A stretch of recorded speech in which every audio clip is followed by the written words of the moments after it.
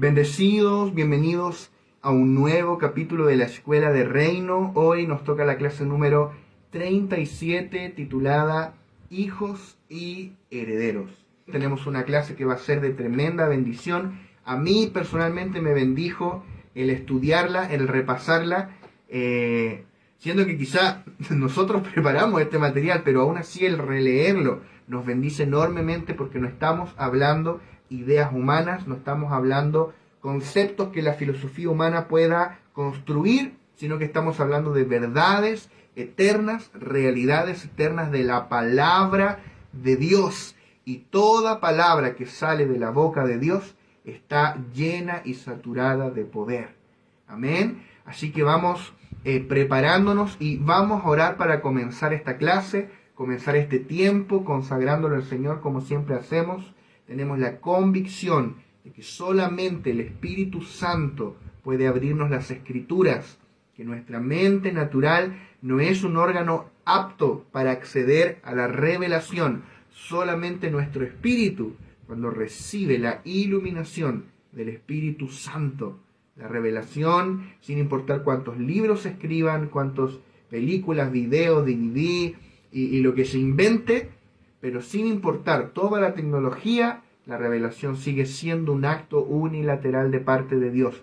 Necesitamos que el Espíritu Santo nos revele la verdad de Cristo, las verdades de su palabra. Así que vamos a orar. Amado Padre, te damos gracias por este tiempo que tú nos permites tener, Señor, a los pies de tu palabra para ser edificados en la verdad presente, para ser edificados en la realidad de Cristo. Señor, oramos para que tu Espíritu Santo nos revele a Cristo, nos revele tu obra consumada, la obra completa de la cruz, de la resurrección, de la ascensión y del impartir tu vida, Señor, dentro de nosotros. Revélanos, Señor, quién es Cristo para nosotros hoy. Revélanos nuestra herencia y revélanos, Señor, quién somos nosotros en Cristo. Abrimos nuestro espíritu de par en par para ser impartidos por tu palabra, Señor. Creemos que tu palabra es una espada que es cortante, que es viva y eficaz, Señor, y que tendrá una eficacia divina en nuestras vidas para cortar todo lo que sobra, todo lo que es del viejo Adán, y para sumar, Señor, y purificar todo lo que es de tu espíritu en nosotros, todo lo que proviene de Cristo. Señor, te honramos, te adoramos y te glorificamos en el nombre de Jesús. Amén. Amén. Muy bien. Vamos a ir entonces a la clase de hoy, la clase número 37, titulada Hijos y Herederos. Estuvimos viendo en las últimas tres clases, el capítulo número 13 del libro El Reino de Dios, donde hablamos acerca de la herencia redentora. ¿Cuál es el legado que nosotros tenemos hoy en Cristo a causa de la obra de la cruz? Recuerda que en cada paso de Cristo hay una herencia que nos es legada. En cada paso de Cristo hay riquezas de Cristo que hoy podemos disfrutar. Están las riquezas de la encarnación, las riquezas del vivir humano, las riquezas de la crucifixión y muerte de Cristo. De eso estuvimos hablando las últimas tres clases. Las riquezas de la sepultura, de la resurrección, de la ascensión, y cómo disfrutamos todas esas riquezas por medio de que Cristo fue impartido en nosotros como el Espíritu, fue impartido en nosotros como vida, y podemos disfrutar todas sus inescrutables riquezas. Y estuvimos hablando específicamente de la herencia redentora, solamente una parte de esa herencia. Luego vamos a ir ampliando a las diferentes partes, pero dedicamos tres clases a hablar de la cruz y todo lo que la cruz nos legó. Y hay una pequeña sección que nos quedó pendiente, que quiero comenzar con eso el día de hoy, para luego ya introducirnos de lleno al capítulo 14 del libro El Reino de Dios, capítulo 14, que para los que van siguiendo con el libro, que se titula Herederos del Reino. Ese es el capítulo que vamos a comenzar a ver el día de hoy. Vamos a continuar hablando de nuestra herencia. Es clave que se te revele la mentalidad de heredero. un espíritu de heredero, una visión de heredero, un sentir de heredero. Tú no eres cualquier cosa, tú no eres un esclavo, tú no eres un gusano pidiendo misericordia, tú eres un heredero de Dios y coheredero con Cristo. Amén. Entonces, volviendo a la herencia específicamente que nos legó la cruz, ¿por qué tanto énfasis en la cruz? ¿Por qué tanto énfasis en este sacrificio de Cristo? Estuvimos 3 clases allí, podríamos estar muchas más.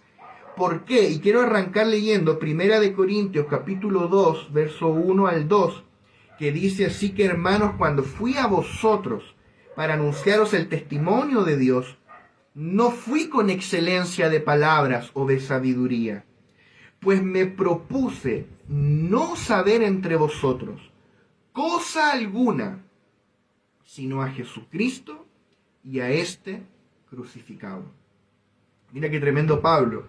Pablo dice: cuando fui a Corinto, no les llevé una gran filosofía, no les llevé conceptos profundos, algo así para sorprenderlos, no. Pablo dice: yo no fui con excelencia de palabras o con excelencia de sabiduría. Pablo dice: yo me propuse no saber nada más que a Cristo y a este crucificado. O sea, Pablo dice: lo único que me propuse predicar es el Cristo crucificado. Yo no sé ninguna otra cosa, dice Pablo. No sé nada más. Me propuse, no es que él no sepa nada más, pero él dice: me propuse no hablar de ninguna otra cosa que no sea el Cristo crucificado. ¿Por qué? Porque la cruz es la centralidad del Evangelio. La cruz es el centro de las provisiones de Dios para la humanidad. Todas las necesidades del ser humano fueron provistas en la cruz. Todas las interrogantes del ser humano fueron respondidas en la cruz. La cruz es la centralidad del mensaje del Evangelio. Sin cruz no hay Evangelio. Cristo no es un profeta más. Cristo no es un filósofo más. Cristo no es un líder espiritual más, un gurú, un maestro más. El Cristo crucificado es la centralidad del Evangelio. Él vino a morir en una cruz y en esa cruz proveyó todo lo que el ser humano necesitaba. Es el centro de las provisiones de Dios para el ser humano. Sin cruz no hay nada que hablar. Si tú quitas al Cristo crucificado de escena, no hay nada de qué hablar. No existe un evangelio de filosofía, no existe un evangelio de querer conciliar las enseñanzas de Cristo con ideologías humanas. Eso no existe. Aunque algunos lo intenten, no existe. Cristo y este crucificado. Ese es el mensaje del evangelio. Por eso Pablo dice que predicamos a Cristo y a este crucificado. De la misma manera, cuando Pablo fue a predicar a los Gálatas, en la región de Galacia, por eso se llamaban los Gálatas, Pablo se esmeró en presentarles a Cristo crucificado. Gálatas 3.1 dice: oh Gálatas insensatos, ¿quién os fascinó para no obedecer a la verdad? A vosotros, ante cuyos ojos Jesucristo fue ya presentado claramente entre vosotros como crucificado. O sea, Pablo dice: yo les presenté a Cristo claramente como crucificado. Expuse al Cristo crucificado. Expuse los logros del Cristo crucificado. Los logros de la cruz, de la muerte, todo inclusiva de Cristo en la cruz del Calvario. Y Pablo dice: ¿cómo después de eso pueden ser arrastrados por alguien, ser fascinados por las enseñanzas de alguien para no obedecer a la verdad? Puntualmente los Gálatas estaban siendo arrastrados por enseñanzas de líderes judaizantes que querían hacerlos volver a la ley judía, a guardar la ley. Todavía hay algunos de esos que creen que son judíos y quieren guardar el viejo pacto. Hermano, hay judíos de nacimiento, sí, pero yo nací chileno, no judío, ¿se entiende? Y nosotros estamos en el nuevo pacto, en Cristo, donde judíos y gentiles tenemos entrada al único y nuevo hombre, ¿verdad? Entonces, vemos cómo la centralidad del mensaje apostólico es la cruz de Cristo. La cruz de Cristo. Sin cruz no hay evangelio. Sin cruz no hay buenas nuevas, no hay buenas noticias que anunciar al mundo. Si tú le sacas la cruz al Evangelio, no hay buenas noticias. No importa el mensaje que se te ocurra, el mejor mensaje que tú quieras elaborar, no hay buenas noticias fuera de la cruz. Porque fuera de la cruz, sin cruz, seguimos en nuestros pecados. No hay esperanza sin cruz. Sin cruz no hay nada. La cruz es la centralidad del Evangelio. Por ende, necesitamos una revelación de la cruz para poder caminar en el Evangelio del reino. Es más, si tú no has pasado por la cruz, tú no has nacido de nuevo. Nacer de nuevo es lo que Romanos 6 describe: morir con Cristo, ser sepultado con Él y resucitar con Él para que ahora andemos en vida nueva. Eso es nacer de nuevo. De eso tú das testimonio cuando tú te bautizas. Nosotros vamos a tener ahora bautismos con la congregación. Tú cuando te bautizas estás dando testimonio de eso, de que naciste de nuevo. ¿Y qué implica nacer de nuevo? Que tú moriste con Cristo, fuiste sepultado con Él, fuiste resucitado con Él para andar en vida nueva, como dice Romanos capítulo 6. Si tú no has muerto con Cristo, no has nacido de nuevo. Sin cruz no hay nuevo nacimiento. Si tú no has pasado por la cruz, tienes un Jesús histórico, pero no has experimentado lo que es tener a Cristo dentro de ti. La cruz es la puerta de entrada al reino, es la puerta para disfrutar de todas las inescrutables riquezas de Cristo. La cruz es el centro de todas las provisiones de Dios para la humanidad. Por ende, mientras mayor sea mi revelación de la obra consumada de la cruz, más podré disfrutar de las inescrutables riquezas de Cristo, y puntualmente de las riquezas de la crucifixión y de la muerte de Cristo. Ya hablamos de algunas de estas riquezas en las 3 clases anteriores. Mencionamos 7 aspectos así en detalle y dejamos algunos ahí propuestos como tarea también, algunos más, pero hay mucho más. Bueno, todo eso tú lo vas a disfrutar en la medida en que se te revele la cruz. Necesitamos una revelación divina, sobrenatural, de qué es lo que es la cruz, de qué es lo que Cristo logró en la cruz para nosotros, para que nos sigas cargando con algo que Él ya cargó por nosotros, para que nos sigas batallando con algo que Él ya venció en la cruz, para que nos sigamos batallando con un enemigo que Él ya fue derrotado y exhibido públicamente como derrotado en la cruz. Amén. Necesitamos una revelación sobrenatural de la cruz. Hasta antes de la cruz todo era promesas, pero en la cruz esas promesas se convirtieron en hechos consumados. Hasta antes de la cruz teníamos sombras y figuras, después de la cruz tenemos la realidad. O sea, la cruz dividió la historia, literalmente dividió la historia.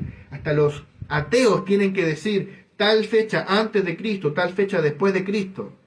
Y algunos que son muy ateos dicen de la era común, para no mencionar a Cristo. Pero lo quieran o no, Cristo dividió la historia en 2.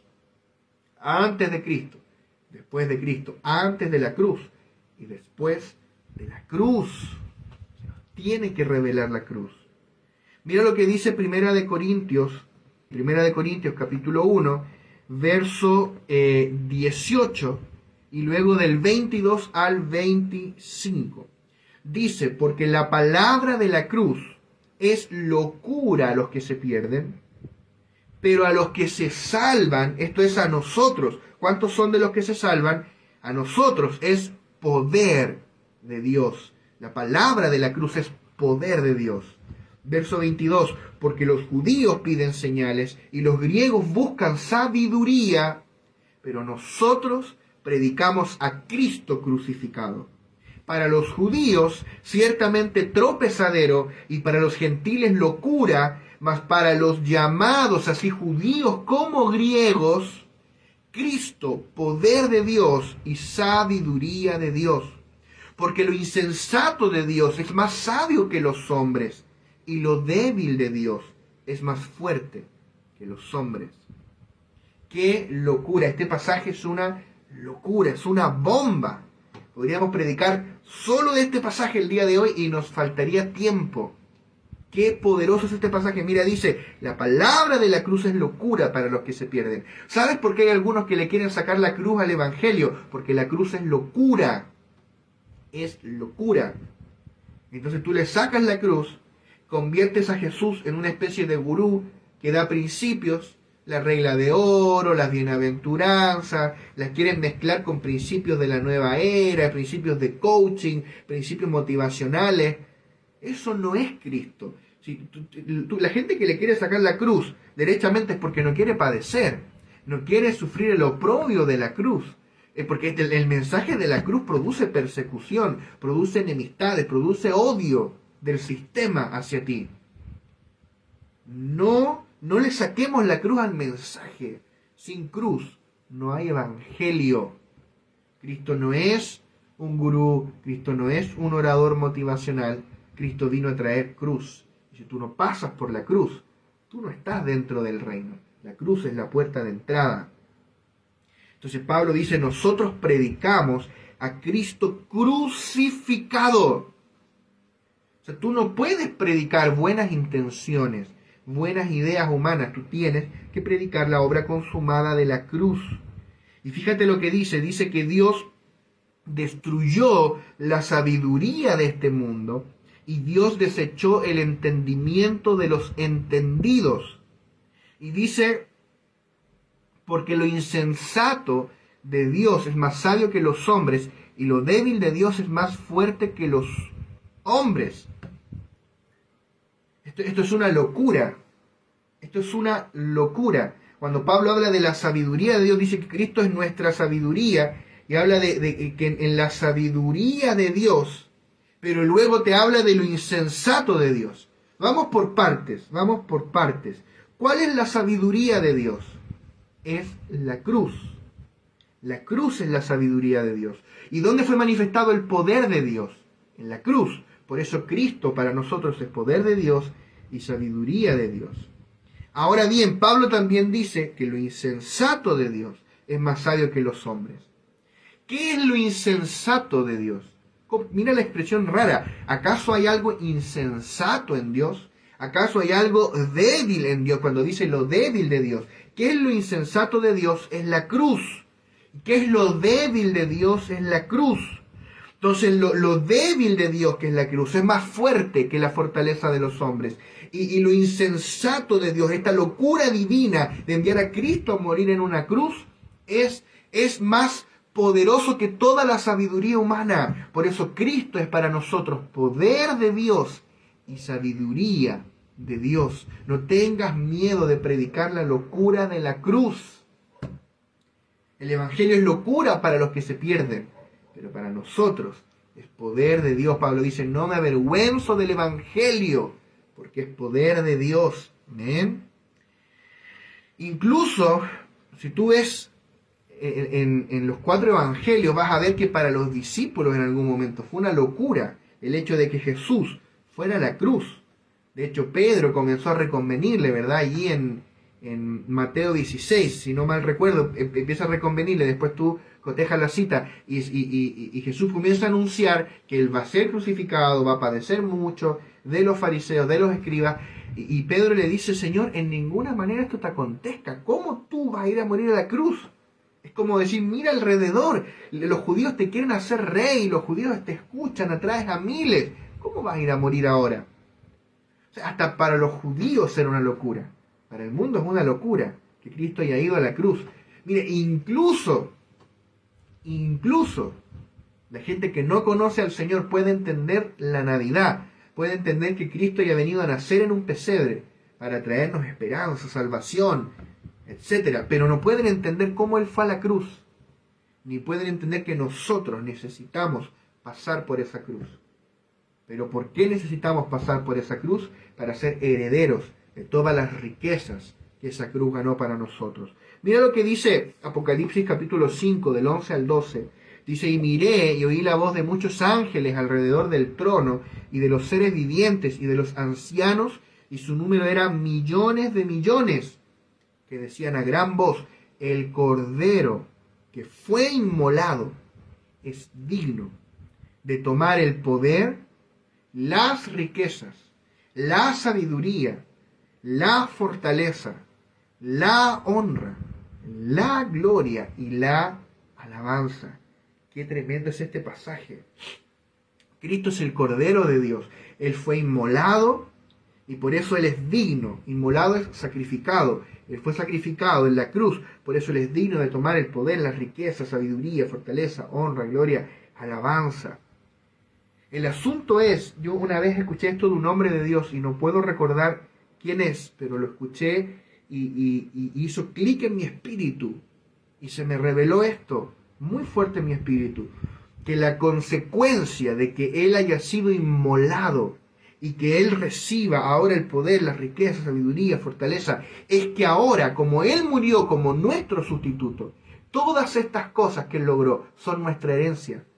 La iglesia participa de ese poder, participa de esa fortaleza, de esa sabiduría, de esa honra, participamos de esa gloria. Por eso Él vino para llevar muchos hijos a la gloria.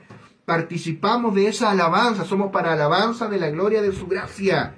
O sea, todas estas cosas y todas las que Él logró en la cruz son nuestra herencia. Tú y yo participamos de los logros de su victoria en la cruz del Calvario y en su resurrección y en la ascensión, cuando Él se sentó a la diestra de la majestad en las alturas. Porque Cristo ya no está en esa cruz, está sentado a la diestra de Dios.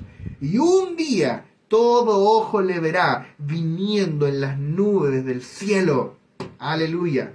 Lo creemos y lo esperamos. Será pronto. Él dijo, he aquí, vengo pronto. Allí está Cristo sentado a la diestra de Dios. Y por medio del Espíritu vivificante, Él también está dentro de nosotros. Por eso una vez D.L. Moody, un gran hombre de Dios, dijo que Dios tiene dos tronos, uno en el más alto de los cielos y otro en el más humilde de los corazones. Él mora en los cielos, pero también Él mora en nosotros. ¿Y por qué Él vino a morar en nosotros? No solo porque Él quería porque sí, sino para hacernos herederos de todas las riquezas de Cristo. Él vino a morar, Cristo vino a morar dentro de nosotros para hacernos herederos de todos sus logros, para hacernos herederos de todas sus riquezas. No solamente las riquezas de la muerte en la cruz, sino las riquezas de la sepultura, de la resurrección, de la ascensión, que ya vamos a hablar en profundidad de esas riquezas, las riquezas del vivir humano, las riquezas de la encarnación, las riquezas de la eternidad, porque piensa que Cristo es Dios eternamente. Entonces hoy participamos de todo lo que Él es, todo lo que Él tiene, todo lo que Él logró para nosotros. ¿Cómo? Por medio de que Él vino a morar dentro de nosotros. Entonces, vamos a hablar un poco acerca de esta herencia los próximos minutos. Queremos sumergirnos en este tema, el ser herederos de Dios, herederos de Dios. Vamos a leer Romanos capítulo 8, verso 15 al 17. Romanos capítulo 8, verso 15 al 17. Dice, pues no habéis recibido el espíritu de esclavitud para estar otra vez en temor, sino que habéis recibido el espíritu de adopción, por el cual clamamos, Abba, Padre. El Espíritu mismo da testimonio a nuestro espíritu de que somos hijos de Dios. Y si hijos, también herederos, herederos de Dios y coherederos con Cristo, si es que padecemos juntamente con Él, para que juntamente con Él seamos glorificados. Entonces acá vamos a ir desglosando este pasaje. Lo primero es que nosotros hemos sido engendrados como hijos de Dios. Cristo fue impartido en nosotros como vida y Él nos engendró como hijos de Dios. Hemos renacido de la simiente divina. Hemos renacido del ADN de Dios. Hemos renacido de su vida. Fuimos engendrados por el Espíritu de Dios y somos hijos de Dios. Y dice el apóstol Pablo que el Espíritu mismo da testimonio a nuestro espíritu de que somos hijos de Dios. Y allí es bien interesante porque la primera vez que menciona espíritu es con mayúscula, está hablando del espíritu de Dios. La segunda es con minúscula, está hablando de nuestro espíritu humano. Y el Espíritu Santo de Dios que mora en nuestro espíritu humano nos da testimonio de que somos hijos de Dios. Te dice, tú eres un hijo y eres un hijo amado. Amén. Él te da testimonio. ¿Qué pasa si viene alguien y te dice, no, tú no eres hijo de Dios? Tú dices, me resbala. Y lo tengo adentro, Él mora dentro de mí. Obvio que soy su hijo, ¿verdad? Tienes al Espíritu Santo dentro y para ti es obvio que eres su hijo, ¿verdad?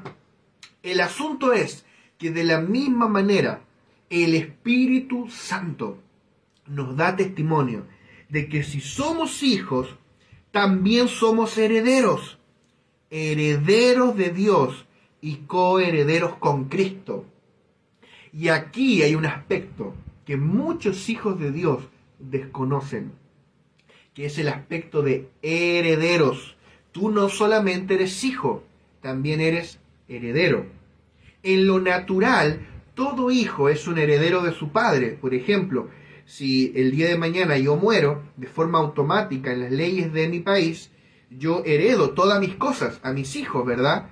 Y así funciona. De la misma manera, si mis padres, mis abuelos, mis tatarabuelos, no sé, mueren, ellos van dejando herencia. Es un principio natural. O sea, tú no tienes que merecer una herencia. La otra vez hablaba con un amigo que falleció su abuelo y les dejó una herencia a todos los nietos. Y le llegó el dinero de la herencia.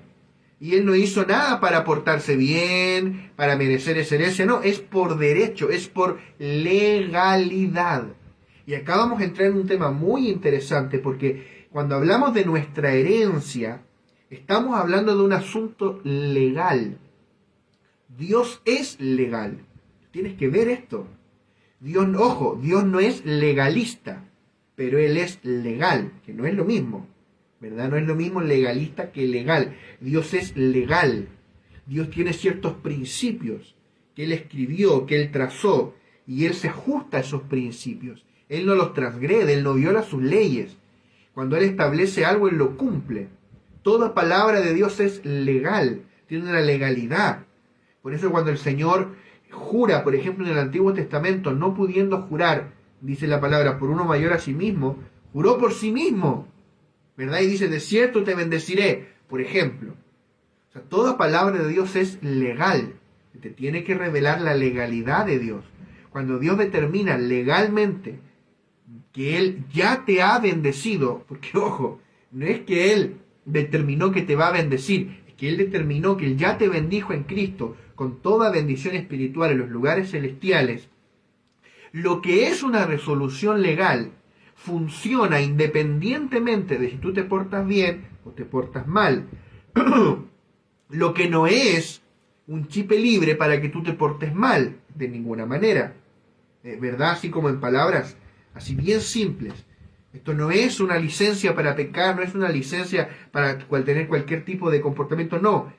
Pero lo que es tuyo por herencia, es tuyo por herencia. No depende de tus méritos, no depende de cuánto ores, no depende de si te portas bien o mal, no depende de si estás incluso respondiendo al llamado de lo que Dios te está mandando a hacer. Lo que es tuyo como hijo, es tuyo. Ahora, de ahí lo que hagas con eso, tú tienes que dar cuenta, ciertamente. Ciertamente. Entonces vamos a entrar en este aspecto legal de lo que es ser un heredero. Dice acá que si somos hijos de Dios, también somos sus herederos. Herederos de Dios y coherederos con Cristo.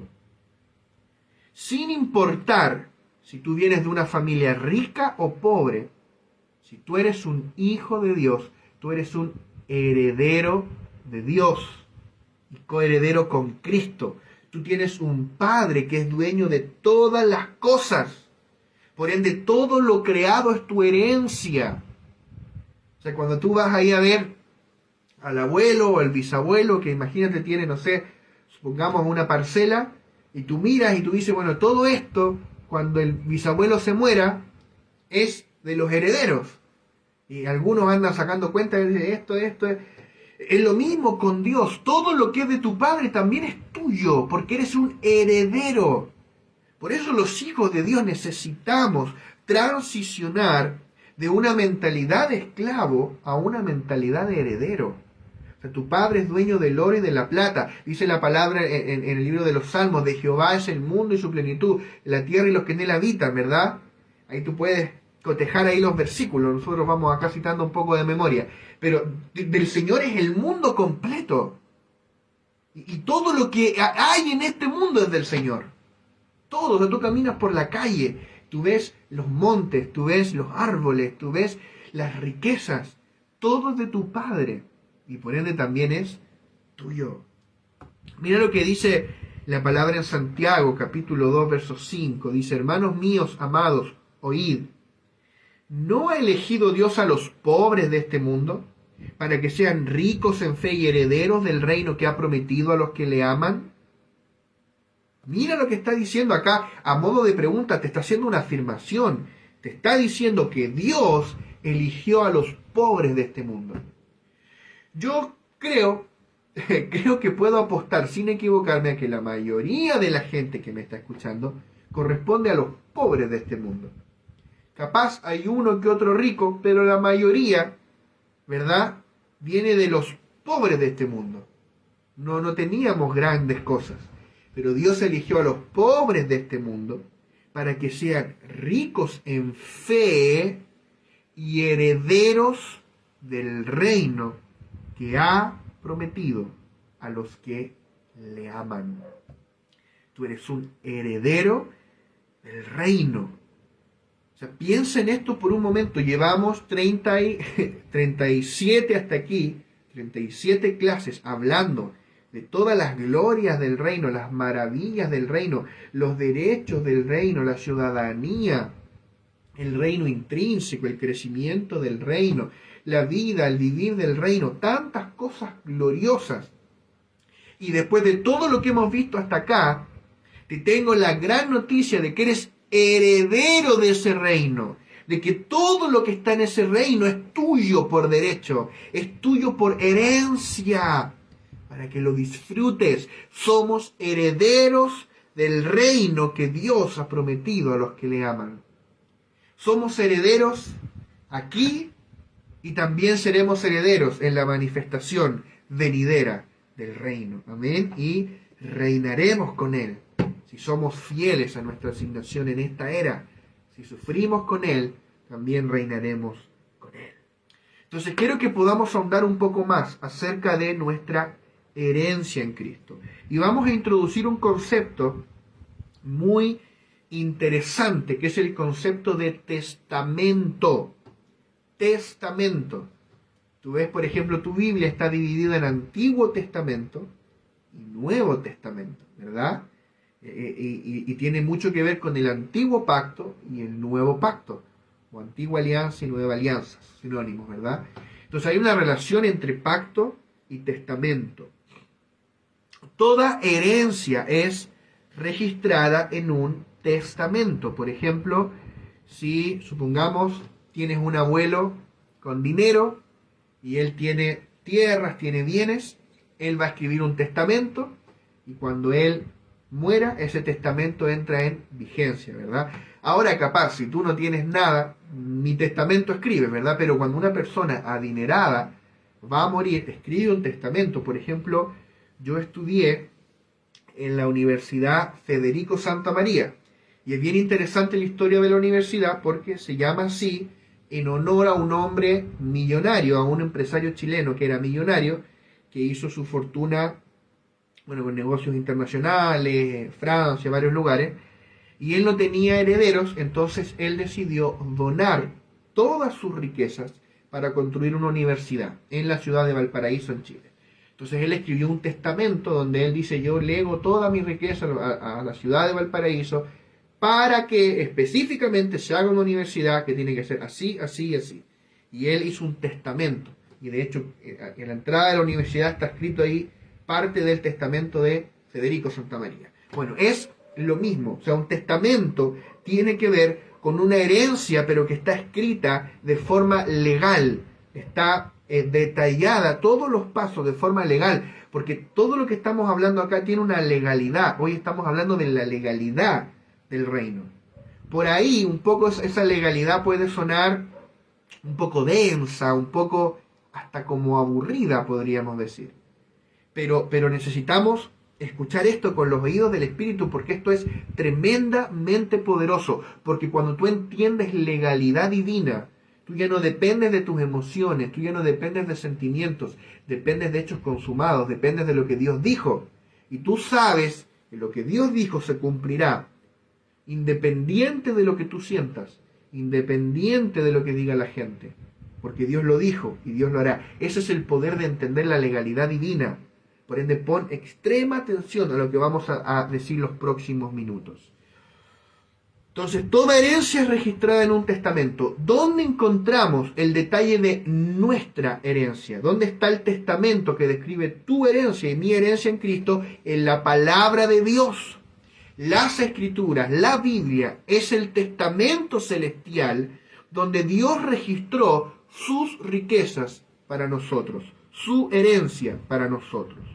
Y vamos a entrar al texto clave de esto, que es Hebreos capítulo 9, verso 15 al 17. Y esto es poderoso, me gusta este pasaje. Hebreos 9, del 15 al 17. Dice, así que por eso es mediador de un nuevo pacto. Cristo es mediador de un nuevo pacto, para que interviniendo muerte para la remisión de las transgresiones que había bajo el primer pacto, los llamados reciban la promesa de la herencia eterna. Porque donde hay testamento, es necesario que intervenga muerte del testador. Porque el testamento con la muerte se confirma, pues no es válido entre tanto que el testador vive. Entonces acá hay algo bien interesante, porque no es lo mismo un pacto que un testamento. Hay una gran diferencia en la forma en que ambos se aplican, ¿verdad? Para que un pacto sea aplicado se requiere que ambas partes estén vivas. O sea, si yo hago un pacto contigo de, no sé, vamos a hacer tal negocio, tal cosa, y yo me muero, bueno, tú no puedes hacer negocios conmigo, ¿verdad? O sea, un pacto requiere que ambas partes estén vivas. Sin embargo, un testamento requiere que el testador se muera para poder entrar en vigencia.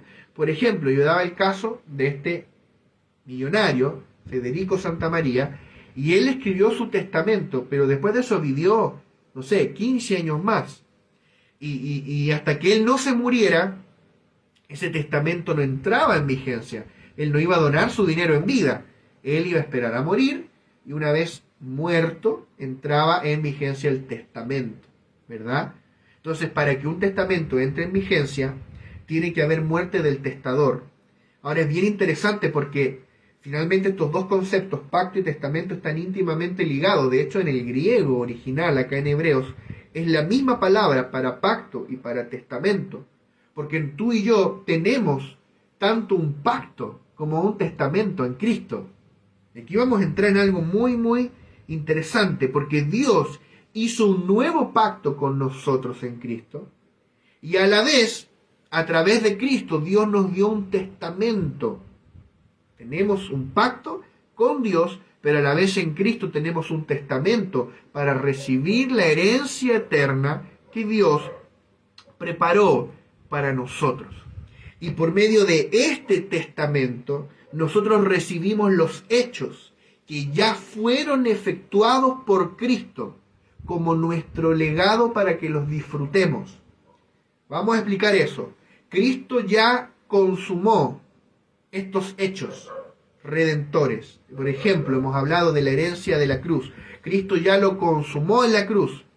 Pero ahora, por medio de este testamento, estos hechos se vuelven nuestro legado, nuestra herencia. Es un derecho legal de que alguien pagó por ti para que sea tuyo y te es otorgado legalmente. Ahora es tuyo, por derecho. Ese es un testamento, esa es una herencia. Y como dice el libro de Hebreos, para que para que un testamento sea válido, tiene que intervenir la muerte del testador. Y dice, porque el testamento con la muerte se confirma, verso 17, pues no es válido entre tanto que el testador vive. Es decir, por ejemplo, si tu abuelo tiene mucho dinero y tú quieres que te dé la herencia, primero el abuelo tiene que morir, ¿verdad? Hay algunos malintencionados ahí esperando que algún familiar con dinero parta con el Señor, ¿verdad?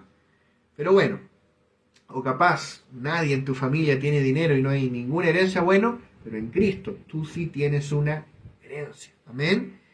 Entonces, bueno, de la misma manera, para que todas las promesas que Dios nos dio en su palabra pudieran consumarse, el testador tenía que morir. ¿Quién es el testador? Cristo. Por ende, Cristo tenía que ir a la cruz a morir como el testador. Él hizo un testamento. Cristo nos dejó una herencia, pero para que esa herencia entre en vigencia, Él tenía que morir. Por eso Él fue a la cruz a morir. ¿Ves? Por eso la cruz es central. Por eso el Cristo crucificado es la centralidad del mensaje. Porque si tú le sacas la cruz, ya no hay buena noticia, ya no hay herencia que recibir. La cruz es central. Amén.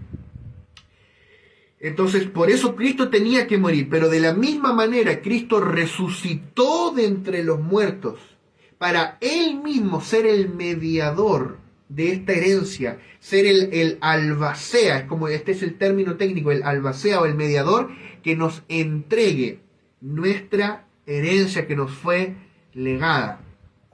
Yo mencionaba, para seguir con este mismo ejemplo, el ejemplo de Federico Santamaría, este empresario chileno que donó su riqueza para construir una universidad.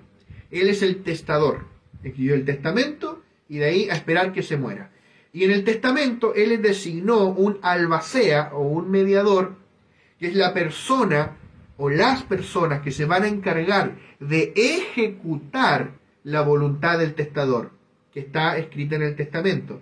Entonces él designó algunas personas encargadas de tomar su dinero una vez que él muriera y construir la universidad que él soñó construir, ¿verdad? O sea, de la misma manera, nuestra herencia tiene un testador, pero también tiene un mediador o un albacea. Mediador es el medio, aquel que ejecuta el cumplimiento. Cristo es el testador del nuevo pacto, pero también Cristo es el mediador del nuevo pacto. Cristo es el albacea del nuevo pacto. Por eso el versículo que leíamos en Hebreos 9, del 15 al 17, parte diciendo, así que por eso es mediador de un nuevo pacto. Él es el mediador. Él es el testador, pero también Él es el mediador. Como el testador, el hecho que Él sea el testador, refleja... ahí voy a leer cómo lo expliqué acá mejor y después lo vamos a explicar. Un testamento refleja el deseo y la voluntad del testador. Es más, es la última voluntad del testador. Por ende es algo de mucha importancia y debiese leerse con suma atención, puesto que es lo último que el testador tenía para decir antes de morir. El hecho de que Cristo sea nuestro testador implica el profundo y absoluto deseo que Él tiene de que nosotros participemos de esta herencia. O sea, conocer a Cristo como tu testador es clave, es glorioso, porque tú ves a Cristo deseando de todo corazón, con todo su ser, que tú disfrutes de esta herencia. Por eso le escribió un testamento. A mi hijo, a mi hija le dejo todo lo que soy, todo lo que tengo y todo lo que he logrado y todo lo que lograré en todos mis pasos. ¿Verdad? Cristo como el testador. Pero Él no solamente es el testador, sino que Él también es el mediador o el albacea. Un albacea o mediador tiene una función totalmente distinta. Su labor y su deseo es hacer cumplir el testamento a toda costa. O sea, el mediador le hizo una promesa al testador, cuando aún vivía, de que haría cumplir su palabra y por ende va a hacer todo lo posible y aún lo imposible para que los herederos disfruten de su herencia de forma inmediata. El hecho de que Cristo haya sido hecho el mediador o albacea del nuevo pacto significa que Él no solo tiene la voluntad de legarnos aquello que está en el testamento, sino que se encargará personalmente de hacer que disfrutemos de toda nuestra herencia hoy. ¿De qué forma Cristo va a hacer eso? Por medio de impartirse dentro de nosotros como nuestra vida, a fin de que disfrutemos desde nuestro espíritu todas sus inescrutables riquezas. Entonces tenemos a Cristo como nuestro testador, que nos legó todas estas riquezas, y tenemos a Cristo como el mediador del nuevo pacto. Él mismo no le legó a nadie más esa responsabilidad. Él mismo resucitó de entre los muertos para ser el mediador que garantice que tú disfrutes y recibas todo lo que Él te ha legado en su obra consumada. Amén, gloria al Señor. Así que con esto en mente quiero que leamos Efesios capítulo 1, del verso 9 al 11. Dice: dándonos a conocer el misterio de su voluntad, según su beneplácito, el cual se había propuesto en sí mismo de reunir todas las cosas en Cristo en la dispensación del cumplimiento de los tiempos, así las que están en los cielos como las que están en la tierra. En él asimismo tuvimos herencia, habiendo sido predestinados conforme al propósito del que hace todas las cosas según el designio de su voluntad.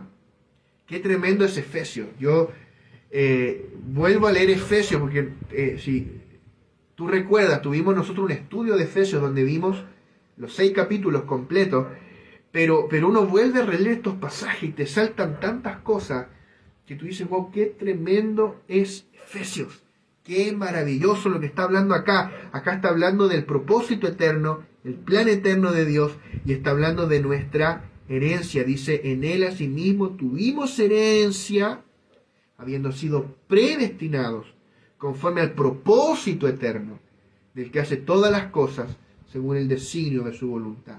O sea, tú y yo tenemos herencia en Cristo. Si aún tú tenías dudas de tu posición como hijo, de tu posición como heredero, si tú te sentías indigno de orar, indigno de acercarte al Padre, indigno de venir al trono de la gracia, indigno de pedir a tu Padre lo que necesitas, hoy debes ver que tú eres un heredero de Dios y coheredero con Cristo. Somos herederos y en Él tuvimos herencia. Ahora bien, lo que Efesios está haciendo es llevarte a la eternidad pasada. Efesios es un libro maravilloso porque Efesios te lleva al propósito eterno de Dios en la eternidad pasada y nos muestra que el plan de Dios en la eternidad era hacernos herederos de su reino. Dios nos predestinó en la eternidad pasada para que fuésemos hechos herederos de todas sus inescrutables riquezas, herederos de su reino. Por eso al Padre le plació primero reunir todas las cosas en Cristo, como dice ahí el verso 9, reunir todas las cosas en Cristo, para que luego cuando Él nos diera a Cristo, nos diera con Él todas las cosas. Eso fue lo que Dios hizo: tomó a Cristo, reunió todo en Cristo, luego tomó a Cristo y lo impartió dentro de ti, y con Él venía todo lo que estaba reunido en Cristo. Y todas esas cosas ahora son tu herencia en Cristo, las inescrutables riquezas de Cristo. ¿Cuáles son los principales aspectos que componen nuestra herencia? O dicho de forma equivalente, ¿cuáles son los aspectos que componen las inescrutables riquezas de Cristo? 3 aspectos principales. Número 1, todo lo que Cristo es. Todo lo que Cristo es. ¡Wow! Piensa todo lo que Él es. Él es el Rey, Él es el Salvador, Él es el Señor, Él es el camino, Él es la verdad, Él es la vida, Él es la luz, Él es la puerta, Él es el buen pastor, Él es el sol de justicia, Él es el agua de vida, Él es todo lo que Él es Dios, Él es todo. Y todos los aspectos de su persona hoy son tu herencia, consumada para que lo disfrutes. Esta herencia fue anunciada desde el Génesis. En Génesis, cuando tú ves a Dios diciéndole a la mujer que la simiente de la mujer le va a pisar la cabeza a la simiente de la serpiente, pero la serpiente le morderá el calcañar. Está hablando de que Cristo pisaría la cabeza de la serpiente, pero Cristo sería crucificado. El calcañar está hablando de los pies, los clavos que horadaron los pies de Cristo en la cruz. O sea, Cristo fue anunciado desde allí. Nuestra herencia fue anunciada todo el Antiguo Testamento, pero no estaba consumada. Ese es el asunto, no estaba consumada.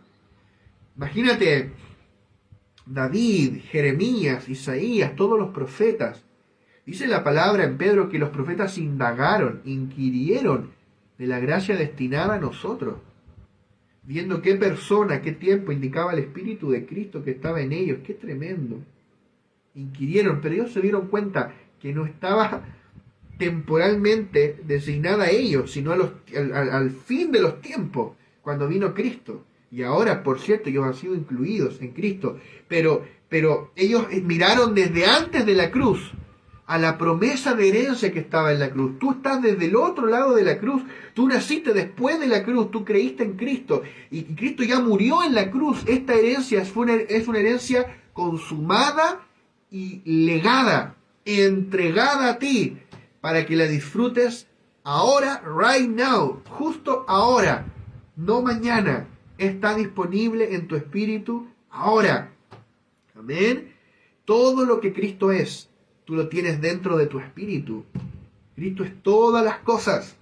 Por ende, tú tienes todo lo que necesitas en la persona de Cristo que te habita. Cristo es el amor, Cristo es la paz, Cristo es el gozo, Cristo es la justicia, Cristo es la santidad, Cristo es todas las cosas. Segundo aspecto de nuestra herencia, todo lo que Cristo tiene. Todo lo que Cristo tiene. Ya hemos hablado un poco de todo lo que Cristo es. Hay algunas clases donde estuvimos hablando del Cristo que nos fue dado. ¿Quién es este Cristo? ¿Verdad? Este Cristo que fue procesado, ¿verdad? En todos esos pasos. Hablamos un poco acerca de eso. Hay algunas clases allí que las puedes revisar. No hemos agotado el tema, pero ya hablamos de eso. Luego tenemos todo lo que Cristo tiene. ¿Qué es todo lo que Cristo tiene? Todo lo que Él tiene, su gloria, su poder, sus ángeles, todo lo que Él tiene, también es tuyo. Esto es glorioso. Y número 3, todo lo que Él logró. Todo lo que Cristo logró en cada uno de los pasos donde Él fue procesado. O sea, todo lo que Él logró en su encarnación, en su crucifixión, en su muerte en la cruz, la sepultura, la resurrección, la ascensión y la exaltación a la diestra de Dios. Todas las riquezas de estos diferentes pasos, de estos logros. Entonces, todas estas cosas, todo lo que Él es, todo lo que Él tiene y todo lo que Él logró para nosotros, constituyen las riquezas de Cristo. Y estas riquezas nos pertenecen, son nuestra herencia y están reunidas en Cristo. Dios reunió todas las cosas en Cristo. Allí está reunida nuestra herencia y ese Cristo está dentro de ti. Amén. Mira lo que dice Tito capítulo 3 verso 7. Dice, para que justificados por su gracia viniésemos a ser herederos conforme a la esperanza de la vida eterna. O sea, hemos sido justificados por su gracia y gracias a eso hemos sido hechos herederos de la vida eterna. ¿Amén? O sea, vamos desglosando el pasaje. Fuimos justificados por su gracia y por ende ahora somos herederos de la vida divina. Y dado que hemos heredado la vida divina, somos herederos de todo lo que esta vida incluye. Quiero volver a leer el pasaje para que justificados por su gracia, eso ya ocurrió, viniésemos a ser herederos conforme a la esperanza de la vida eterna. Tú eres heredero de la vida eterna y eres heredero de todo lo que esta vida incluye, todo lo que este Cristo es. Primera de Corintios capítulo 1 verso 30 dice, mas por Él estáis vosotros en Cristo Jesús, el cual nos ha sido hecho por Dios sabiduría, justificación, santificación y redención. Cristo fue hecho tu sabiduría. Cristo fue hecho tu justificación. Cristo fue hecho tu santificación. y Cristo fue hecho tu redención. Cristo se hizo para ti todas las cosas que tú necesitas, que yo necesito y mucho más de lo que pudiéramos llegar a necesitar.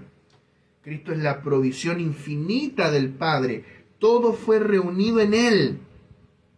En la dispensación del cumplimiento de los tiempos, es decir, en la muerte y en la resurrección de Cristo, el Padre reunió todas las cosas en Cristo, todas las cosas en los cielos, todas las cosas en la tierra.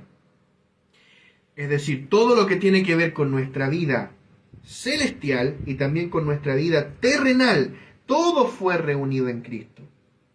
Y Cristo fue impartido en nosotros.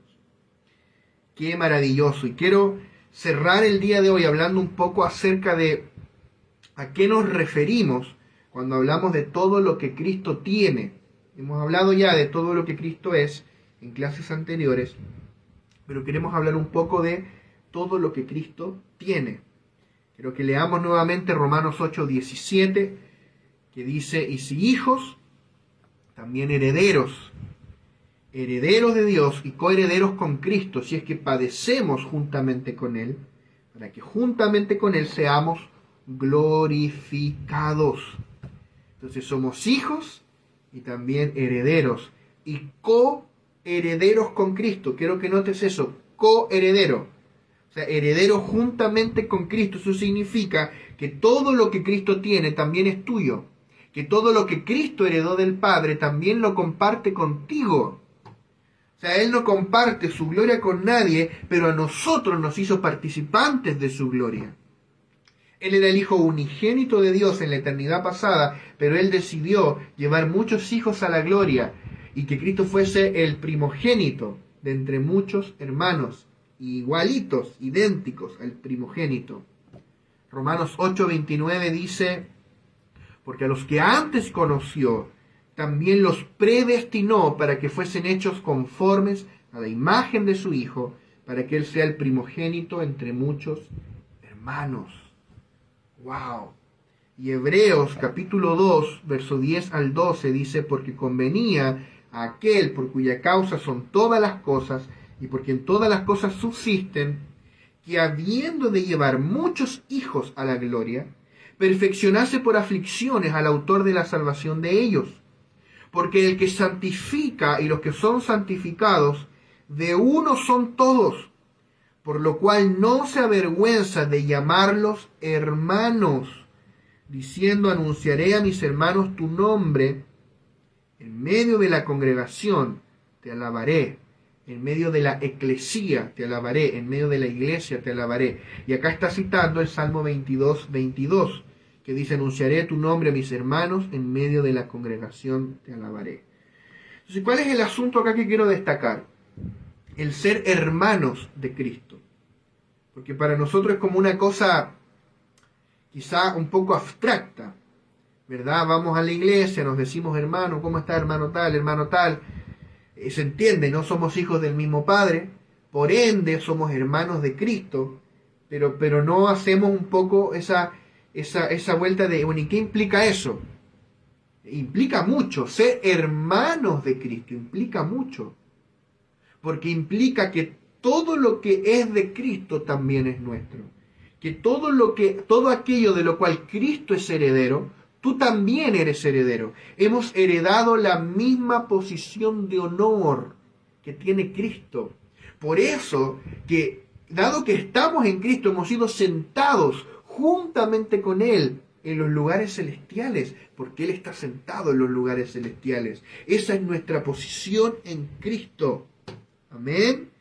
Fuimos crucificados juntamente con Él, resucitados juntamente con Él, glorificados juntamente con Él y sentados juntamente con Él en los lugares celestiales. O sea, todo lo que es de Él es tuyo. Esa posición de honor, la gloria que Él tiene como Hijo eterno de Dios, Él decidió compartirla con nosotros. Él decidió hacernos participantes de su gloria, llevar muchos hijos a la gloria. Amén. Qué maravilloso es esto. El Padre nos escogió para que fuésemos conformados a la imagen de su Hijo. Nos escogió para que el unigénito sea el primogénito de entre muchos hermanos, para llevarnos a la gloria y hacernos participantes de su gloria, y para hacernos coherederos con Él y herederos de todo lo que Él tiene. ¡Qué maravilloso evangelio! ¡Qué gloriosa buena noticia del evangelio! Cuéntale a la gente estas buenas noticias, que si ellos reciben a Cristo y nacen de nuevo, ellos serán herederos de todo lo que Cristo tiene. Amén. Vamos a dejar hasta acá la clase de hoy. Vamos a continuar la próxima semana, Dios mediante, con este capítulo. Recuerda que estamos en el capítulo 14 del libro El Reino de Dios y vamos a continuar hablando de nuestra herencia. Y vamos a orar para terminar. Padre, gracias por este tiempo que hemos podido compartir. Gracias por esta clase, Señor, donde hemos podido hablar acerca de nuestra herencia y nuestra posición como hijos. Yo te pido que tú nos reveles tu legalidad, que tú nos reveles esta posición de honor que tenemos en ti. Y qué es lo que es, Señor, ser hijos, herederos y coherederos juntamente con Cristo. Señor, que los días que vienen, las semanas, meses que vienen, años que vienen, podamos disfrutar en mayor profundidad tus inescrutables riquezas, tu herencia gloriosa, Señor. Gracias, Padre, en el nombre poderoso de Jesús. Amén.